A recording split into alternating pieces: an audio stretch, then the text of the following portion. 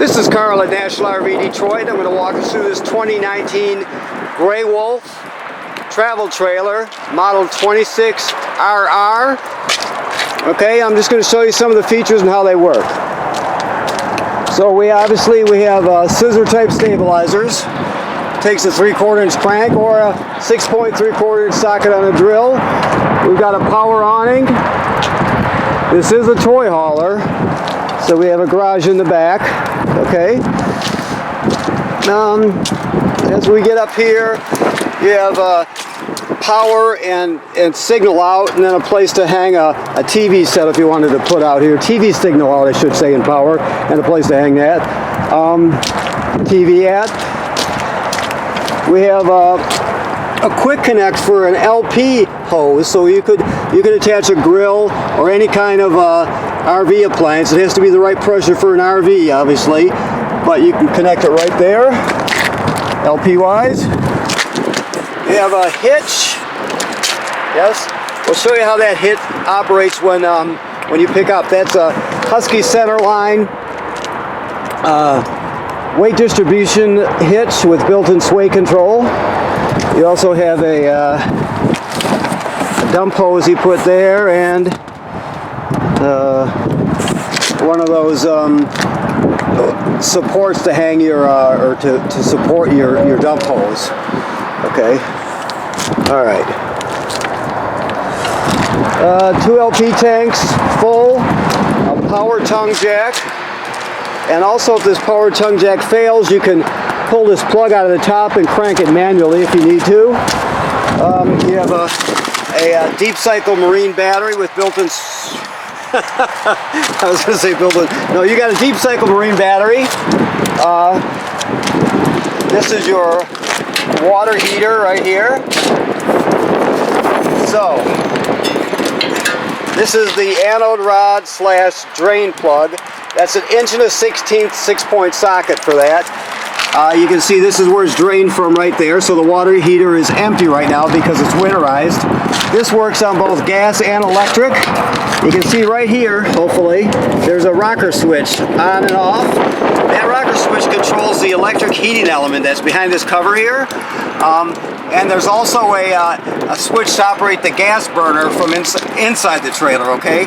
But just keep in mind that this switch is here for the electricity, or to power the electric heating element. Now, it's empty right now in bypass because it's winterized, but when you're going to use it in the spring and you put this plug in, make sure you fill the water heater tank up with water before you turn it on, okay? That's important. People tend to forget to do that. Okay. The cable and satellite through. These are your dump valves here. Black tank right here, toilet water and waste. Gray right there, sink and shower water. Okay, this is the black tank flush here. So you can hook the hose at the dump station right onto there after you've dumped the black tank. You leave the valve open, then you can turn this hose on, it'll spray the inside of your black tank out, clean off the sensors, that sort of thing. Just make sure you have the valve open before you turn on the water. You don't want too much pressure to build up. It'll state that right on this sticker here. This is an outside shower / sprayer. You have your city water hookup, which is the most common way to get water to the trailer. You just hook it on there and all your plumbing works.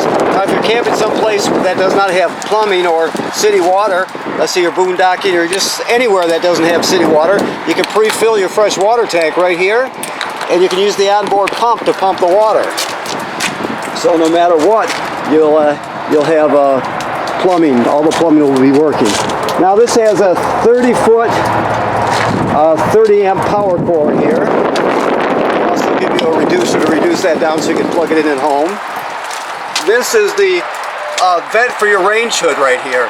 So when you're running the fan in the range hood, remember to free up this baffle here. You just use your finger and pop it loose.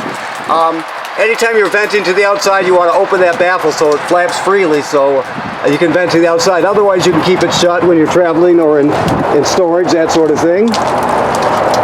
Okay, let's see.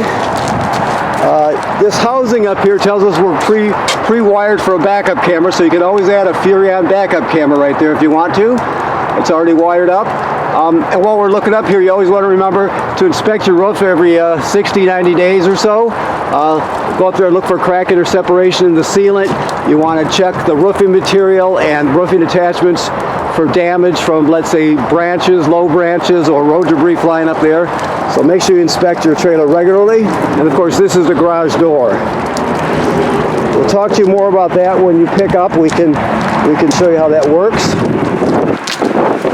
Okay, so let's go inside. It's cold. Okay. Much better. Okay. I've got my feet off here. Let me see if I can get some light here. Okay, that's better. Alright, so your power awning switch is right here. Never leave the awning out unattended, of course. You always want to roll it in when you're not going to be at the campsite so it doesn't get damaged. There's another TV hookup here, of course. Another bracket. This one has both pieces. I don't know about the one on the outside. It is a used trailer, so I don't know. But keep in mind there's a switch here. I don't know if you can see that green LED light up right there, but that's how you want it. That's a signal booster for the digital antenna. So make sure you turn that on if you're using the antenna. If you shut it off like that, you will not get a good picture, so always make sure it's on. Okay. Your furnace. You just hit the mode button to light it up, and then you keep hitting the button to scroll through. You have the fan, which is basically the air conditioner running without the compressor. So it just circulates air, and then you hit it again, it'll be cool. Anytime it gives you an option for fan speed, always choose automatic. And if you hit it again, it'll go to furnace, which is your propane furnace, okay? All right, so your refrigerator is a gas absorption refrigerator. So that means it'll run on 110 AC or LP gas. So basically, you turn it on there. Then you're going to select auto, which is already on. I will hit this button and you go through it, but it goes to auto. Auto means auto electric. It will, when you're on auto, it always seeks out electricity, and if it can't find it, it'll automatically light it on gas, right? If you're camping or sleeping and you have a power outage, your refrigerator on auto will sense that and automatically light the burner so it doesn't spoil your food. So that's the best way to operate it. Here, to set the temperature, this thing's called a thermocouple. You can see it's right here. It's not that clip, it's the wire or the cylinder on the end of the wire that's in that clip. So you push it up as high as you can go, generally speaking. You can see that little graphic there tells you the higher you go, the cooler it gets. So you're basically going to want it up all the way most of the time. And if it starts to freeze up or frost up, you're going to back it off. But generally speaking, you want that as high as it goes. Okay. So this device here is your power converter. It converts AC to DC power. So on this side you have your circuit breakers here, 110 AC circuit breakers, just like you'd have at home, and they're all labeled. Then the power is converted to 12 volt DC on this side. You got 12 volt fuses, and they're all labeled. If they ever blow, you can see them, they'll light up, and you can see them glowing through this tinted plastic here. Okay, and importantly, this is a battery tender, so as long as you're plugged into shore power, it's going to sense how much your energy your battery up front needs, and it'll always keep it charged up. So when you're pulling down the road, your tow vehicle's alternator will be charging the battery, and when you're plugged in, this power converter will. Okay, this is your carbon monoxide LP gas detector right here. It should always be green. If not, get it serviced. It always should be green though. If it detects carbon monoxide or gas, it'll go off. If that happens, you take everybody outside, open the doors, shut the gas off, figure out what's going on, okay? But if it's not green, get it serviced. It's very important. Okay. So this is the rain shirt I told you about. Remember I told you about the baffle on the outside. So you have a light, you have a fan. Okay. Okay.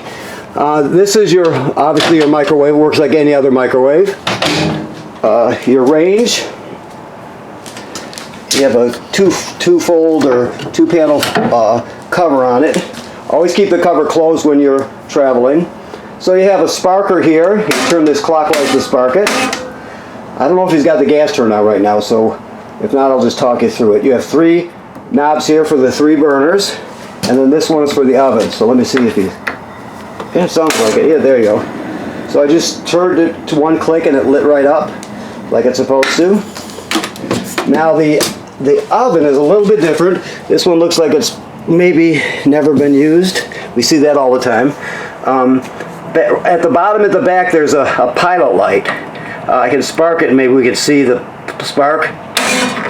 Maybe not. Sometimes you can. Anyway, you go to light this, you're going to go to the oven knob, you go to the picture of the flame, then you depress it, you keep it depressed, then you're going to light it, and once it lights you'll see the pilot light burning down there. When you see that, you let it, still holding this in, you hold it in for another 10 or 15 seconds till the thermocouple heats up, then you go to operating temperature. When you shut it off, the flame goes out, obviously, but so does the pilot light, so you have to relight the pilot light each time you use the oven. Alright, these are your keys, obviously. Alrighty, so you can see that is a railing right there. We'll show you that when you pick up, like I said, for your back deck. To use this as a bed, you just collapse the table by pushing this yellow button to the right, and then you collapse it at the hinges. Then you put it on these cleats here and use the other cushions and fill in the space. Okay? Alrighty, so let me make sure I'm not forgetting anything in this room. Okay, so we'll go this way. The bathroom, sink and shower work like any other sink and shower. See if I can get this open with one hand, like so. Okay. This is a GFCI. All the plugs, all the receptacles in the trailer are wired through a GFCI here. Usually this one. This one probably only has 1, maybe 2, but it has. It's nevertheless all the plugs are wired through one, even the one on the outside. So if you're using an appliance outside and it pops, you're going to reset it right here. Okay, you have a vent. It's a 4-speed vent. Make sure you just crank up the lid right there, and then you got 4 speeds to choose from. The toilet is a typical RV toilet. You have a flush pedal right here. The black tank sits directly below. So basically, you can't use a dry. By using a dry means there's no water or chemical in the black tank below. You have to have water and chemical in there. So after you hook up your power and your water at the campsite, you'll come in here, you'll drop 1 dose of chemical in the bowl, then you'll step on the flush pedal and hold it down until at least a gallon of water goes in there. So you got at least a gallon of water and chemical in the black tank that is ready to be used. If you don't do that, it's called using a dry. If you don't do that, it'll smell incredibly super bad. And it also can get clogged up, so always you need chemical and water in there. Okay, so the bedroom, you have a little bit of storage underneath the bed here. Just pull it up. You'll have a TV hookup here. There's your TV hookup, and here's the bracket again. Okay, for a TV. The rest is self-explanatory. This is the escape window right here. They all work pretty much the same, but I'll walk you through it. You go like this, push it all the way through, and I mean go all the way through with it, so this is just swinging. Then you grab this button here and you pull the screen out, and you can escape through that window in an emergency. So, come on now, I don't want to break it. There we go. Okay, so I think that pretty much covers it. Let me look around here. See if I've got everything. I believe I do. There should be some sound here that I haven't touched on. Yeah, right here. Okay, so this is this is an AM/FM radio. It has a USB slot so you can stream, or excuse me, you can put like all your albums on one USB drive and take it with you. Just plug it right in there. It has Bluetooth, so you can stream wirelessly from your phone to your tablet. This HDMI here is an in. So let's say you wanted to go into, you have your TV hooked up and you want to go into the system with a portable Blu-ray player or something. You'd set it right here and you go right into the system through there. It has 2 speaker zones, zone 1 and zone 2. 1 is inside the trailer, 2 is outside the trailer. So it does a lot. Like I said, if you want to add on with a disc player, you just set it here and you plug right in there with it, right in there with that HDMI. So, okay? All right, so I want to thank you for purchasing your trailer here at National RV Detroit. Please remember what I said about inspecting your roof regularly every 60-90 days. People tend not to inspect it enough, so you just look around, make sure everything's in good shape up there. That way you'll always be bone dry inside. It'll last, you won't have problems with it.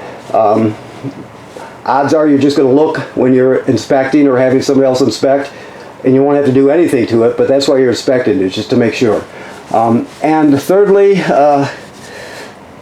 this trailer right now is winterized. All the water's been purged from the system and replaced with antifreeze. The water heater is empty and is bypassed in the back, so it's all set till the springtime. Okay? Thank you.